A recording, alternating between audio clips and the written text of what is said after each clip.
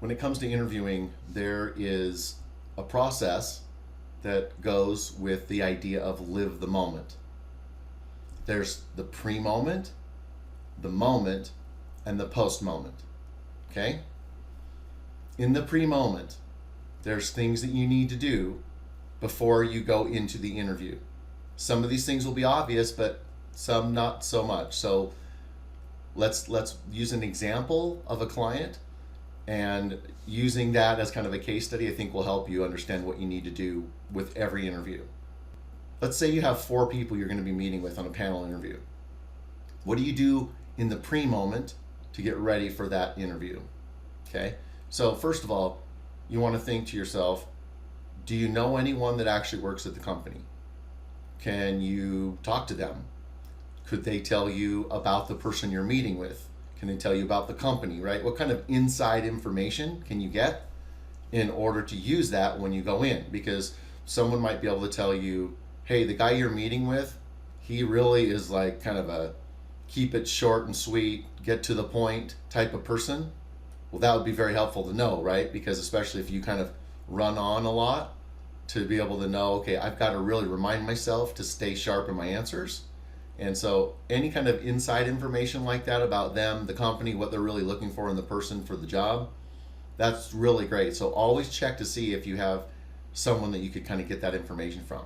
So I want you to picture in your mind what you're really trying to do is build kind of a dossier on somebody, on each individual, like this folder of intel, right? Almost like you're a spy. You need to know everything there is to know about the person.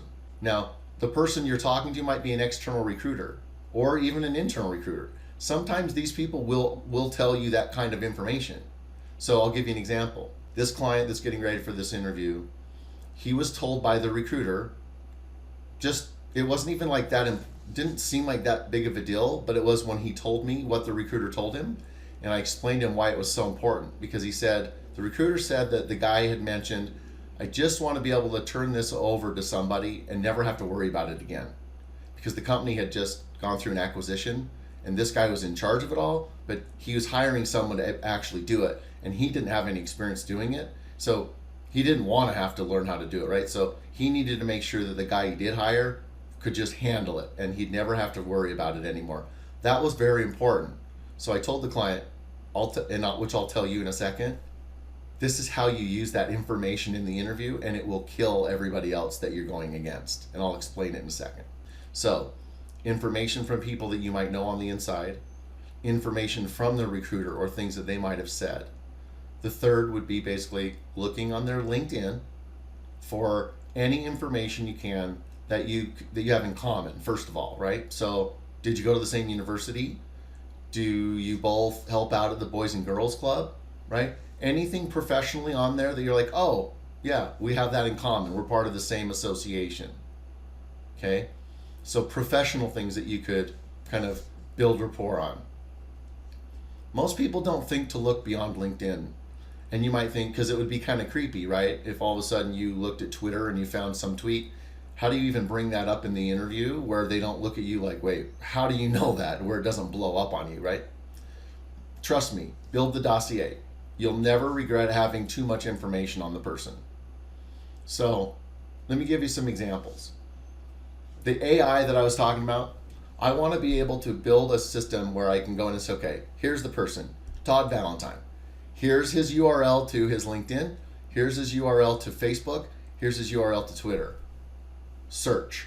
And it brings back anything that's been posted that it knows could be a topic of conversation. So for example, okay, there's this one guy I was looking at, and about a year ago, there's this post about how much he loved this certain kind of beef jerky. He says, I'm addicted to it, okay? Another guy was posting pictures of watches that he had bought. He loves watches, specifically German watches. Another person was talking about a marathon that he was running. I posted something on Twitter, if somebody was looking at mine, right, about this one volleyball player at the university I went to, and just how incredible he was, okay? Somebody might talk about the martial arts, okay? It could be so many different things. But having that information can help you, and I'll show you how, in the interview. But then remember, the post moment is just as important as any of these others. The pre-moment, the moment, and the post-moment. Having the information in your dossier up front, okay, about beef jerky, you might think, well, I'll show you. You want to write it all up and have it ready. So that's what has to happen in the pre-moment in order to help set you up for success in the moment. Now, you're going into the interview. You have this information in your head. Let's say, for example, you love watches and you found out on someone's Twitter post that they love watches. So you knew going into the interview, the client loves watches, this guy loves watches. So when he goes in, if you're in the room and you look down and go, oh, that's a sweet watch, and you actually know a little bit about it, is that a German? He wouldn't think that's creepy because he wouldn't think that you went, because it was real-time observation. So information that you've gathered, depending on how it's, when it's said and how it's said, can make it feel totally authentic, which is exactly what has to happen. So let me give you another example. You're going into an interview, found some information off one of their social media posts, know that they went on this great hike somewhere. They seem to really like hiking. Normally when you answer a question about, your weakness or what's your greatest strength, you use a certain analogy or an example, a metaphor. In real time, you pull from that information and change what you say to a metaphor or an example that's about hiking. It will just seem like a really amazing coincidence that you happen to choose that as the example that you used. So that's a way to personalize information from your dossier that you got in the pre-moment to use in the moment to build rapport. Think about it, okay? It's subliminal, but it's right there. Real-time observation, sweet watch, being able to use in an analogy. Okay, now think about this, for example. Remember how I mentioned how the recruiter told the client that the person that's basically running the company told him he wanted somebody he could turn it over to and never have to worry about it again. Let me just tell you something. Even if that recruiter told all of the candidates that same thing, okay? Let's say there's 5 other people going into interview, but you're the notice client. Think about this. I want to teach you a concept that is tied into the movie Inception. The premise of the movie is they can go into dreams and get information, but the person that's the main part of the movie is someone that this team of people need to go into his dream and plant an idea so that it's totally his idea. It can't be an idea that anyone else tells him. He has to discover it himself, and there can be no trace of it. In other words, it has to truly be his or it won't work. What do you want from us? Inception. Is it possible? Of course not. If you can steal an idea from someone's mind, why can't you plant one there instead? Mr. Saito, this isn't your typical corporate espionage. You asked me for Inception. I do hope you understand the gravity of that request. Now, the seed that we plant in this man's mind will grow into an idea. This idea will define him. So now in the first layer of the dream, I can impersonate Browning and suggest concepts to Fisher's conscious mind. Then, when we take him a level deeper, his own projection of Browning should feed that right back to him. So he gives himself the idea? Precisely. That's the only way it will stick. It has to seem self-generated. He has to come up with that idea on his own. Why? Because people don't like to be told what to do. This is true not just with teenagers, but in real life. Okay? It's the true concept. If you want to get people to do something and you know what you want them to do, have them discover the idea or the solution that you want them to come to on their own. For example, I was telling the client what you have to do. I don't care, you can blow every other question that we reviewed. The one thing you have to do in that interview is find a way to say those exact words to that individual. So for example, he asks you, what do you think is one of your greatest strengths? Or what would, if after you've worked here for 6 months, what would your employees say about you? Or after you've worked here 6 months, what do you think I would say about you? I think that the best way to answer that would be to tell you what my current boss would probably say. which is the greatest thing about Rhett is that when I give him a project, a task, or an organization to manage, I have the relief that I never have to worry about it ever again. When you say that someone else said that about you, you're not saying it about yourself, and you're saying something that you already know is exactly what he wants to hear.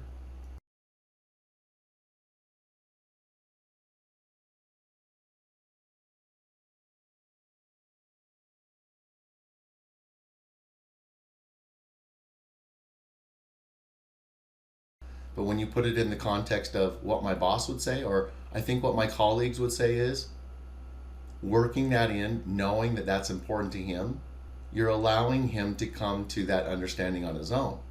You're not saying, trust me, I'm this way.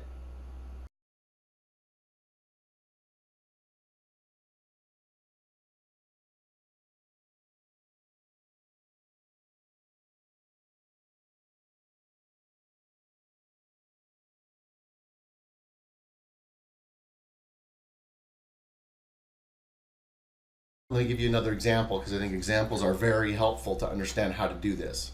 I had this client, he was going for a job. He was in a vice president of operations job previously. And so he was going in to interview for another job. And it was a director of operations. So he's like, there's no way that job should be director of operations, and I won't take it. I'm going to go in there and I'm going to tell them that it needs to be vice president of operations. And I go, or you might say something like this, because they don't want to be told by an outsider, hey, you have to call it this title. No one wants to hear that. You're not on the inside yet, right? You haven't earned the right to tell them that. That's going to rub them the wrong way. So here's what you do. In the interview, you say something to the effect of, at my last company, they were trying to implement a Six Sigma program, and the person that they tasked to do it was a director level person. One of the interesting things that happened was he didn't get much buy-off from the people that were supposed to be helping him with it. And they found out later that because he was only a director, people didn't take him seriously. They didn't think that he had a title that carried the weight behind it, like they had to actually do what he said. They ended up having to scrap it and start all over again, and they decided the next time around they gave the person a vice president title. That really helped give that person the mandate to be able to say, okay, this is what we're doing, and I'm the vice president of process improvement now, and here we go. Okay? They didn't ask anything about it, but you just happen to weave that story in. What are they now thinking when you leave? If one of your main goals was to get them to up the title of the job, it's very hard for them not to think about what you just said and on their own say, it doesn't cost us anything to make it a VP level job, but why would we make the same mistake and not give the full authority in title and comp to this person? See, that's the power of inception. Think about what it is that you need them to come to, the idea you want them to believe, the solution that you want them to see, and think of a way to tell it in a story or give an example or put it in a third person saying it so that it's not you doing it. And it's just left in their mind, and it will fester. And trust me, it will blow your mind how effective the idea of inception can be when it comes to interviewing. Another thing that you can do in the moment is commenting in real time on things from the information you gathered. So for example, the phone screening interview that this client had, one of the guys he was talking to was on the treadmill the whole time. So they were actually laughing about that. And it became kind of this joke, right? That you could tell, like, that was a constant thing. People talked to him all the time, and he was always on the treadmill. And so he was able to kind of joke about that in the interview because he remembered that the guy was on the treadmill. So there was this funny comeback that he was able to have. It's like, I don't know, Vic, do we need to go down and get on the treadmill? And so everyone in the room laughed, and it was almost like he was already part of the group. It made it feel really natural because people were always ribbing Vic about the treadmill. So it made it feel like, gosh, he's already part of the team. So that's what living the moment is all about. Inception, the watch, the treadmill, all these comments, all these things, ways of working that in will completely set you apart from everybody else. Now, you've focused on them in the meeting instead of always thinking about what we've role played, right? Here are the steps I'm supposed to follow when it comes to answering the compensation question. Here, okay, you need to prepare and get as ready as you can. But at the end of the day, you have to throw that out the window, because if you're always thinking about that and you're thinking about you and what your responses are going to be, you can't live the moment. Okay? You can't. It's very awkward when someone's saying something and you're thinking about what you're going to say next, and then they stop talking and you're thinking, oh crap, I didn't even hear what they just said. Okay? You have to be really engaged and say, you know what, I don't care about any of this other stuff. I'm just going to listen to them, focus on them, and try to give feedback and comments and value. See ways that you can show and demonstrate why you would be such a good fit for the position in real time.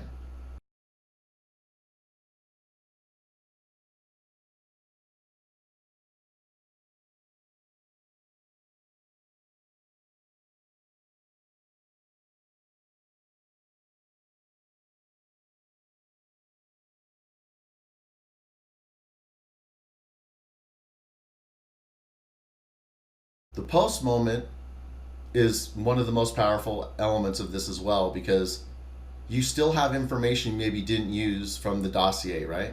And in the interview, if you were living the moment, you're writing down a lot of notes, and almost like getting more information off of a Twitter feed somewhere, there's things that are going to be talked about in that interview that you're going to write down that can feed what you can do in the post moment. Now, most people do what's called the thank you letter, right? Not here. We do the thoughtful letter. So what does that mean? What it means is you're going to blow them away in something that you're going to mention, a link you're going to send them, a gift that you might send that's tied to something that you knew from the dossier or from something they said actually in the meeting. So let me give you an example. There was this conversation I had with this one guy, and I was teaching him this, and we were talking about how there's things in life that are worth spending that extra money for. Some things, you know what, go for the cheap, right? But certain things, it's always worth spending a little extra. And I said, like Q-tips. And he kind of looked at me like, and I go, you know, like, you have to have that extra cotton on there. I mean, the Western Family brand, it's like sandpaper. And he's kind of like, yeah. And I'm like, that's it. Like, it's worth the extra $1 to get that extra cotton. You just have to get the Q-tips. And he agreed. And then we talked about a bunch of other things that, like, slightly better stereo, slightly better headphones, whatever they were. Talked about things like, yep, it's worth paying that extra money for. Well, if that's you, your job, right, is to think, okay, I should go and find this huge box of Q-tips. I could send that from Amazon, let's say, to that person with a little note in there. And imagine when they open that up, they'll totally crack up at the thought that you remembered that, went through the thoughtfulness of being able to find that and have it mailed, all of that. There's things that you might say that remind you of a video that totally up their alley about a comedian, or maybe link to a book that you guys talked about. Oh, by the way, that's another thing. On the pre-moment research, you might find a certain book that somebody says they love. 3 years ago, they say they're reading this book while they're on vacation somewhere. All of a sudden, in the interview, someone says, you know, what's your favorite book? And you end up saying, you're ready, right? You're ready to say, you know, I think this book, no one would know, right? Anybody, millions of other people have read that book, but that's a way to very easily build rapport with people because you've done your research up front, okay? So now you're on the post moment. And so I had a client where the guy was talking about RC Cola and how growing up that was like his favorite thing, but they didn't have RC Cola where they lived. This client ended up sending him a 12-pack of RC Cola. So many different stories of a video clip that someone sent, a link to an audio book saying, hey, look, this is that book I was mentioning.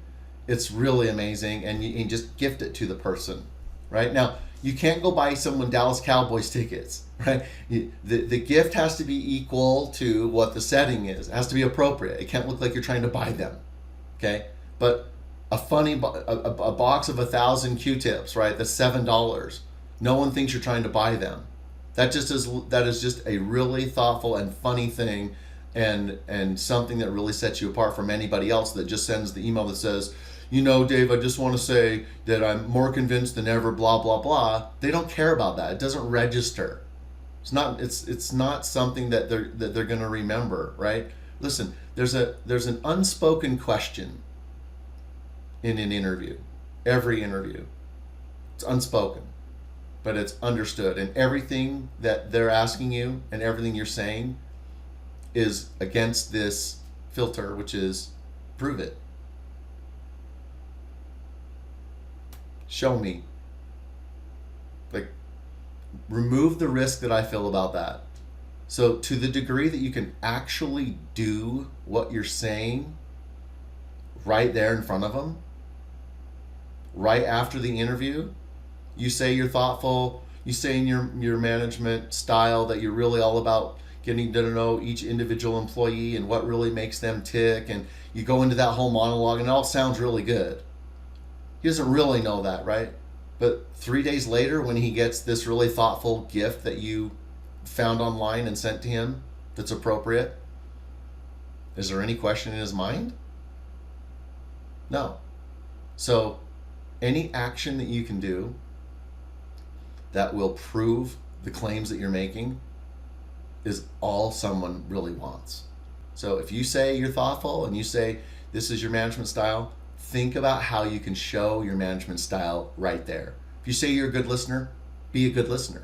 Whatever it might be, think of ways that you can demonstrate in real time those qualities, because that's what stays, that's what sticks, that's what lingers, and that's what allows you to be the one that they see as the clear pick. Preparing as effectively as you can in the pre-moment feeds into killing it in the moment, feeds into showing what makes you special in the post moment.